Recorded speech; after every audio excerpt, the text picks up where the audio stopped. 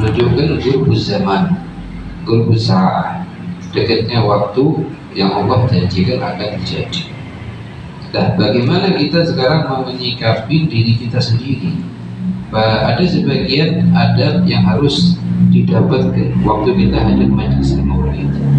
Terutama kurangi gurau kita dengan teman waktu kita hadir majelis maulid. Karena yang kita agungkan adalah Muhammad bin Abdullah. Seluruh sifat-sifat yang disebutkan kita dengarkan dari hati kita sebelum dengan telinga kita. Wa ila tidak akan ada perubahan besar. Kalau pokoknya kita cuma dengarkan undangan, kesidahan, pokoknya hadir, kesidah itu keluar, bekal ngomongnya. Setahun, 2 tahun, 3 tahun, itu keadaan tidak berubah. Gitu ya. Tapi setiap kita hadir maulid, satu maulid, terus kita tahdir, kita punya namanya koreksi diri. Ini sudah dari malam Jumat yang kemarin sampai malam Jumat yang sekarang ini, anak belum mandang wajahnya Rasulullah dalam mimpi, belum mandang wajahnya Abu Bakar, wala Umar, wala Utsman, wala Ali, wala Fiqih Muqaddam, wala ghairu min as-salihin. Faidah isul khalal. Kekurangan apa yang ada di diri anda?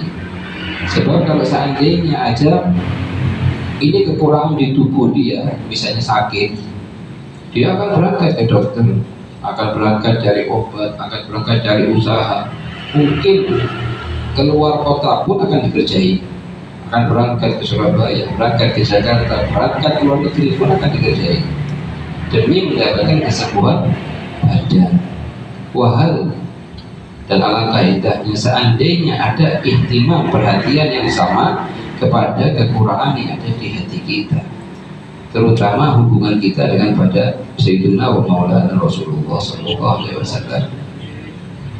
Kalau seandainya kita ngerasa sedih aja bos, ngerasa sedih aja dari malam Jumat yang kemarin sampai malam Jumat yang sekarang, cuma timbul di hati sedih 1 menit atau setengah menit, insya Allah akan jadi sebabnya pintu terbukanya kita dengan Rasulullah SAW. Setiap kali dalam seminggu ini hitungannya 24 jam dikalikan 7. Yang diminta itu cuma setengah menit sedih bahwa itu tidak ada mandang Rasulullah, wala ada hubungan yang kuat dengan Rasulullah, wala ada perubahan dari majelis hadir maulid yang kita hadiri karena Rasulullah. Itu akan dengan berlalunya waktu akan memperkuat hubungan kita dengan Rasulullah SAW. Yang di samping itu juga perlu juga ada namanya mujahadatun nafs, usaha dari hati kita sendiri. Kalau enggak, nanti kita ini akan berlalu waktu masa muda, terutama laki-laki yang masih muda, masuk ke usia tua, sedangkan keadaannya tidak beda jauh antara masa muda dengan masa tuanya dia.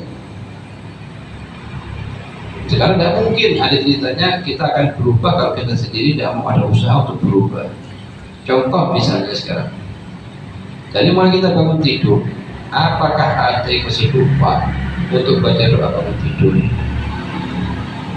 Kali kemarin kita baca maulid tentang Aushaf Nabi SAW. Makanya betul katanya salafus saleh, alangkah indahnya kalau maulid, acara maulid ini bukan dikerjakan setiap semalam Jumat atau seminggu sekali, akan tetapi ada di setiap nafas kita. Ada setiap nafas kita, ada maulid Rasulullah SAW, ada mengagungkan Rasulullah SAW di situ, sehingga ada perubahan setiap kita hadir majelis maulid ada. Itu yang kemarin kita dapat begini, kemudian dapat begitu, dapat taufik Allah bisa ngamalkan ini, dapat taufiknya Allah bisa ngamalkan itu perubahan. Pada zaman di zaman sekarang, yang mana katanya salafus saleh untuk cari teman yang lillah wa fillah, nyampaikan kita kepada Allah lebih sulit daripada nyari ratusan kilo emas di pinggir jalan. Ratusan kilo emas di pinggir jalan untuk didapatkan. Dari masyrik sama maghrib sulit untuk didapatkan. Dan nyari akhbillah asyad dari lebih sulit daripada itu. Walidhalika, kalau kita sendiri tidak mau berubah di zaman yang sangat sulit untuk bisa berubah zaman sekarang ini, kita akan nyesel di waktu yang ada pada kita. Sebab umur itu biadillah, tidak tahu tangan siapa kita bisa panjang umur, bisa panjang umur. Kita minta sama Allah kasih panjang umur, maaf, sholat dan amal-amal yang soleh baru di diri kita. Cuman wajib bagi kita ada namanya ngoreksi diri dalam setiap hadir maulid. Jadi setiap majelis maulid itu jadikan sebagai pengkoreksi diri agar kita paham bagaimana hubungan kita selama seminggu ini dengan Rasulullah, bagaimana hubungan kita ini dalam seminggu ini dengan sunnah-sunnahnya Rasulullah. Paling sulit zaman sekarang. Ataupun doa kadang berangkat ke masjid sudah kita talqin tiap pagi misalnya. Ya sekarang berangkat sekarang pun juga banyak yang lupa, tidak masalah. Cuman kendalanya yang masalah itu adalah tidak ada merasa rugi atau merasa sedih waktu lupa tidak baca doa. Dan ini lebih parah lagi. Dan ini akan menyebabkan kita tidak berubah-berubah. Walaupun berubah seminggu 2 minggu balik lagi. Tapi kalau sudah ada namanya lawatul iradah, yang katanya Abdullah Haddad dalam kitabnya Salaf Sulukul Murid, lawatul iradah. Apa lawatul iradah itu? Seperti bibit rohani hidayah dari Allah yang dikasih dalam hati seorang hamba. Begitu ketinggalan apa yang telah dikerjakan atau pernah dikerjakan atau pernah diistiqomahkan, dia merasa sedih, dikogok dan dikerjakan lagi. Jadi, apalagi zaman sekarang, zaman penuh dengan fasad, fitnah mukmin, nasallallahu alaihi. Fitnah itu datang terus. Satu fitnah belum selesai, fitnah yang kedua, fitnah yang ketiga, fitnah yang keempat, fitnah yang kelima. Fa'iyyaka thumma iyyaka thumma iyyaka an tabta'id an tariqati Rasulillah sallallahu alaihi wasallam fi ta'amul ma'al fitnah. Hati-hati kalau kalian keluar di jalurnya Rasulullah, bagaimana kita menghadapi fitnah. Dan di sini harus kita selalu berpegang teguh kepada sunnahnya Rasulullah SAW. Setiap kita hadir majlis maulid jadikan satu aja bas. Misal contoh istiqomah baca surat Kahfi malam Jumat sekali, Jumat pagi sekali, waktu berangkat ke masjid Jumat untuk sholat Jumat sekali. Terus jangan terus berada perubahan sama sekali. Minggu kemarin Jumatannya khotib sebelum naik 15 menit, minggu sebelumnya juga sama, besok juga sama. Berarti tidak ada real, tidak ada rasa cemburu di hatinya dia. Bagaimana ada perubahan dalam hidupnya dia. Kita usaha semampu mungkin, kecuali kalau ada udzur sakit dan lain-lain ma'dzur. Tapi kalau tidak ada udzur, berarti ini semua akan kita terima pahalanya secara terperinci, yang mana di waktu itu seorang hamba sangat nyesel begitu melihat lembarannya di kitabnya dia di hari kiamat kosong dari amalan soleh. Katanya salafus soleh, ini nyeselnya tidak karuan, level nyesel tingginya ini. Apalagi nasallallahu alaihi, kalau kelihatan di buku lembarannya dia amalan-amalan yang kurang baik. Wasyaitan, sawakan syayatin al-is atau syayatin al-jin, akan berusaha dengan seluruh usahanya jauhkan kita dari sunnahnya Rasulullah. Akan berusaha dengan seluruh usahanya kita, usahanya dia akan menjauhkan kita dari thariqat as-sahadah. Sehingga kita tidak punya arahan dalam hidup. Pokoknya pas hadir nanti kemana, setelah ibadah isya kemana, besok subuh kemana, duhur kemana, asar kemana, haitsu tafaq. Berjalan sesuai arahan yang ada di waktu itu. Tidak punya barnamaj dalam hidup, dan ini merupakan satu kunci yang akan menyebabkan kita masuk ke dalam kerugian. Tapi wajib kita punya, ataupun untuk kerja, kasih waktu untuk kerja, kasih waktu untuk belajar, kasih waktu untuk dakwah, kasih waktu untuk mengolah, kasih waktu untuk segala hal yang wajib dikerjakan secara tertib sehingga timbul keberkahan dalam hidup ini. Nasallallahu lana wa lakum at-taufiq. Semoga kita insyaallah paling minimnya insyaallah paling dulu besok lagi bisa kerjakan sunnah-sunnah yang kita kerjakan dari mulai kita balik. Di antaranya adalah berangkat ke masjid hari Jumat minimal 1 jam sebelum adzan dimulai atau khutbah dimulai, supaya bisa sholat 4 rakaat. Per rakaatnya baca surat Al-Ikhlas 50 kali. Tidak makan waktu kecuali 20 menit, paling lama 15-20 menit. Tidak makan waktu itu. Untuk sholat 4 rakaat baca 200 dari surat Al-Ikhlas. Tujuannya bukan inti berangkat baca dan dikerjakan pulang assalamualaikum, bukan.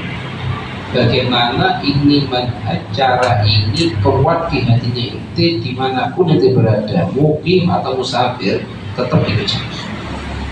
Sehat atau sakit tetap dikerjakan. Karena ente tahu, ente kerjakan, tahu apa yang diminta. Apa yang diminta tidak akan meninggal orang tersebut kecuali telah ditampakkan di mana posisi surga Allah Subhanahu. Dan sama istiqomah, sholat 4 rakaat, 4 rakaatnya menjadi 50, tidak perlu dia akan meninggal sesuai dengan hadis, kecuali akan tahu tampaknya di mana posisi surga Allah Subhanahu. Kalau kita datang 15 menit, 5 menit sebelum khotib naik, ya tidak bakal nyokot. Terus yang paling parah bukan kita tidak sholat, tidak masalah, masih yang paling parah tidak sedih. Tidak ada timbul di hati kita sedih ketinggalan tadi 4 rakaat yang mana fadilahnya dapat tempatnya kita di surga Allah. Makanya betul katanya salafus saleh, kafa bil muqdal rabba bil khair musibah. Termasuk level yang paling tinggi, sudah kelas paling tinggi, juara paling tinggi. Kalau tidak ada sedih di hati kita ketinggalan amal khair, apalagi seminggu sekali, Jumat datang ke Jumat seminggu sekali, dan itu kita harapkan jadi bekal kita. Kita kalau sudah dipakiin kain kafan 3 lembar, tidak ada yang bakal dekat sama kita kecuali amal solehnya kita yang kita anggap remeh di masa hidup itu. Kalau yang lain bakal buatin ke status ini berita duka sebagai secara follower, Nabi itu 1 jam 2 jam setelah itu ditinggal nanti mati.